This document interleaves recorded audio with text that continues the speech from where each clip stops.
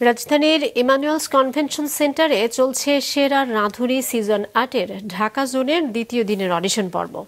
রান্নায় নিজেদের শ্রেষ্ঠত্ব প্রমাণ করতে মুখরোচক নানা খাবার নিয়ে সকালে উপস্থিত হন ঢাকা জোনের বাছাইকৃত রাঁধুনিরা। গার্লিক বাটার রাইস, খাসির কেল্লাপুরি, মুর্গ মাসাল্লাম, মাছের কাস্তুরি ও কালিয়ার মতো বৈচিত্র্যময় নানা নাম এবং খাবারের সরগম রাজধানীর ইমানুয়েলস কনভেনশন সেন্টার। রান্নায় নিজেদের শ্রেষ্ঠত্ব প্রমাণে বিভিন্ন বয়স আর পেশার মানুষ বাঙালি ঐতিহ্য আর আধুনিকতার মিশেলে তৈরি এসব খাবার নিয়ে এসেছেন। এই প্ল্যাটফর্ম থেকে অনেক কিছু শেখার আছে, নিজেকে কতটা দক্ষ এটা প্রমাণ করার জন্য আর কি এখানে আসা।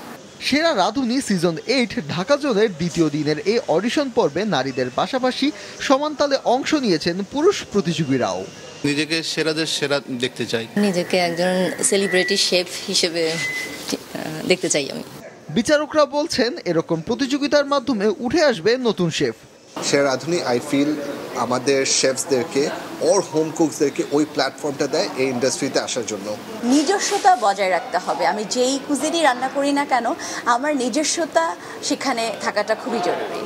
এছাড়া যে সব মেয়েরা বাইরে গিয়ে কাজ করতে পারে না, তারাও এরকম প্রতিযোগিতার মাধ্যমে ঘরে বসেই হয়ে উঠতে পারছেন উদ্যোক্তা।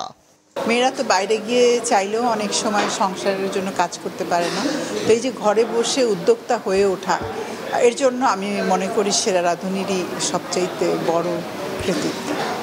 ৪ দিনের এই অডিশনে অংশগ্রহণ করেছেন ঢাকা জোনের প্রাথমিকভাবে বাছাইকৃত প্রতিযোগীরা। প্রতিদিন সেরা ৪ জন প্রতিযোগীকে বাছাই করা হয় গ্র্যান্ড অডিশন রাউন্ডের জন্য। ফাহিয়ান হামিম, মাছরাঙা সংবাদ, ঢাকা।